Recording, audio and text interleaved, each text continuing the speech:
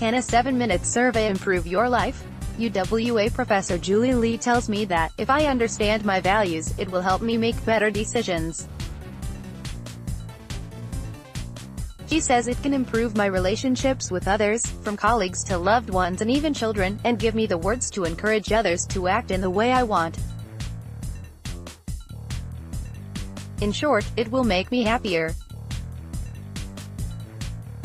Julie, who heads UWA's newly established Center for Human and Cultural Values, has designed an online survey with her colleagues that reveals a clear picture of a person's values in just 7 minutes. The test promises to help discover what factors influence your everyday choices and make important decisions simpler. It's a big call. Can a 7-minute survey really make you happier? Knowing your values. Reading this article and want to take the values survey? Do it now, we'll wait. Results in. Okay, read on.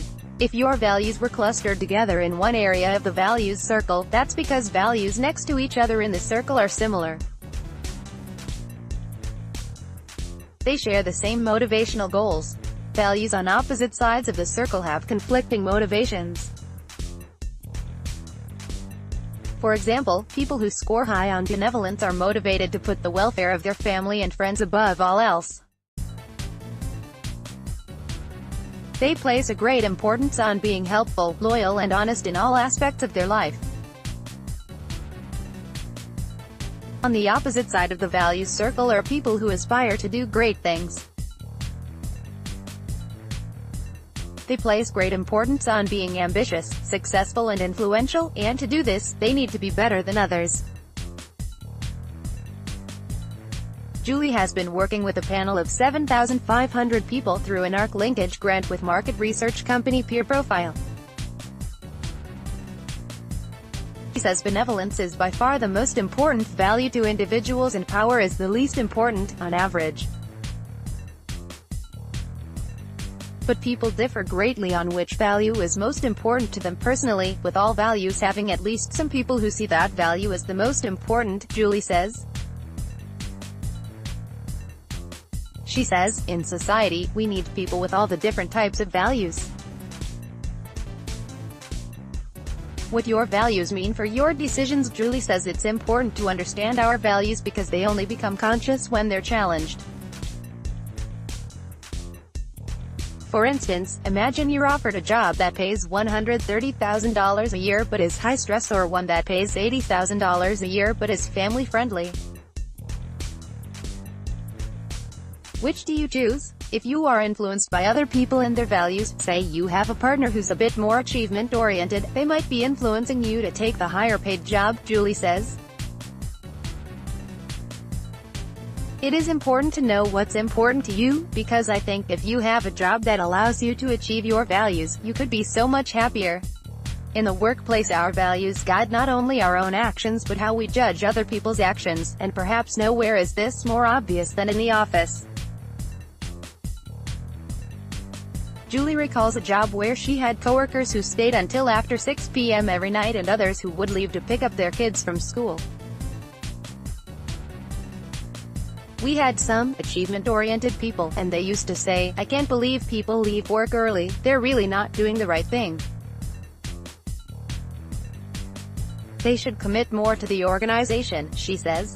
And the benevolence-oriented people were saying, "Well, they're really not doing the right thing. They work long hours but they should spend more time with their family. They should care more about their family's welfare than about getting ahead at work." There was this really strong judgment of people, and they were actually both working really hard. Julie says we find it easier to communicate with people who have the same values as us. We're also more likely to trust them because we can better predict what they're going to do next. But she says it could be a problem if everyone in an organization has the same values.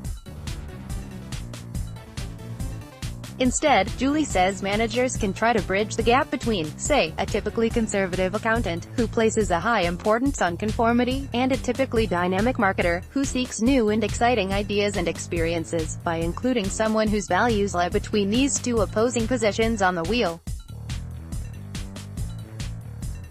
With loved ones, Julie suggests not only taking the survey yourself but encouraging those close to you to do the same. If you find that your partner, for instance, has opposing values, it might help you to understand them better. And while there is an element of our values that are heritable, somewhere around 40%, Julie says she often sees siblings with very different values. When I think about siblings, they may grow up in the same home, but they have very different experiences, she says. They may even experience the same events quite differently, and that can change the things that are important to us. Once you know a person's values, you can frame things in a way that will appeal to them. Julie says people can perform the same behavior for very different reasons. You might encourage someone who values hedonism to come out to dinner because it will be fun rather than because it's an opportunity to discuss a family matter. Just a few differences in the way you say things can change the outcome, Julie says. Children's values. Julie says the research team discovered the values circle exists in children as young as 5 years old. Their values look very much like adult values, and they relate to their behavior, even at a really young age, she says. People didn't think that was the case. They thought that values didn't establish themselves until at least teenagehood, and it wasn't until adulthood that they were stable. Julie says children start becoming much more aware of other people around 8 years old, and many drift towards benevolence and conformity on the values circle.